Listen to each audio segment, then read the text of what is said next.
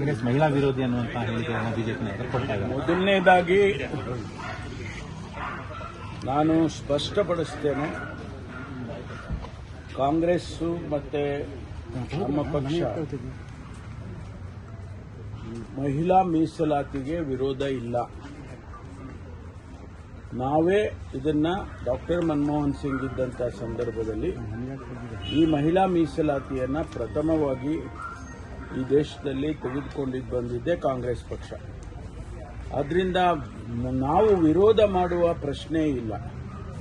ಆದರೆ ಪ್ರಸ್ತುತ ಸರ್ಕಾರ, ಕೇಂದ್ರ ಸರ್ಕಾರ ಏನು ಯಾವ ಫಾರಂನಲ್ಲಿ ಅದನ್ನು ತಂದಿದೆ ಮತ್ತು ಜೊತೆಗೆ ಲೋಕಸಭೆಯ ಏನು ಸ್ಥಳಗಳಿದೆ, ಸೀಟ್ಗಳಿದೆ, ಸಂಖ್ಯೆ ಇದೆ, ಅದನ್ನು ಹೆಚ್ಚು ಮಾಡುವಂಥ ತೀರ್ಮಾನವನ್ನು ಕೂಡ ಈ ಒಂದು ಮಸೂದೆಯಲ್ಲಿ ಅಳವಡಿಸಿಕೊಂಡು ತಂದಿದ್ದಾರೆ. 543 ಸೀಟ್ಗಳಿರುವ ಲೋಕಸಭೆ ಸೀಟು 850 ಮಾಡತಕ್ಕಂಥ ರೀತಿಯಲ್ಲಿ ಇದನ್ನು ತಂದಿದ್ದಾರೆ. ಇದರ ಬಗ್ಗೆ ಚರ್ಚೆ ಆಗಬೇಕಾಗಿತ್ತಲ್ವಾ? ವಿರೋಧ ಪಕ್ಷದವರನ್ನ ವಿಶ್ವಾಸಕ್ಕೆ ತೆಗೆದುಕೊಳ್ಬೇಕಾಗಿತ್ತು, ಚರ್ಚೆ ಮಾಡಬೇಕಾಗಿತ್ತು. ಆನಂತರ ಮಸೂದೆಯನ್ನ ಲೋಕಸಭೆಗೆ ತಂದಿದ್ದಿದ್ರೆ ಬಹುಶಃ ಅದು ಪಾಸ್ ಆಗ್ತಾ ಇತ್ತು. ಅವರು ಸಲಹೆಗಳನ್ನು ಕೊಟ್ಟಿರೋರು ಅನೇಕ ವಿರೋಧ ಪಕ್ಷಗಳು, ಕಾಂಗ್ರೆಸ್ ಪಕ್ಷವೂ ಸೇರಿ ವಿರೋಧ ಪಕ್ಷಗಳೆಲ್ಲವೂ ಕೂಡ ಸಲಹೆ ಕೊಟ್ಟಿರ್ತಿತ್ತು. ಅದನ್ನು ಬಿಟ್ಟು ಏಕಾಏಕಿಯಾಗಿ ಸಂಖ್ಯೆ ಜಾಸ್ತಿ ಮಾಡಬೇಕು ಅನ್ನೋ ಉದ್ದೇಶಕ್ಕೆ ಮಹಿಳಾ ಮೀಸಲಾತಿಯನ್ನು ಅದಕ್ಕೆ ಜೋಡಿಸ್ಕೊಂಡು ಅದನ್ನು ತಂದಿರೋದು ಅದು ಸರಿ ಇಲ್ಲ, ಸರಿಯಾದಂಥ ಪದ್ಧತಿನೂ ಅಲ್ಲ.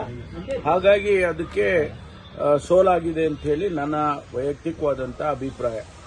54 ಸೀಟ್ಗಳಿಂದ 54 ಸಂಖ್ಯೆಯಿಂದ ಅವರು ಬಿಲ್ ಸೋತಿದೆ.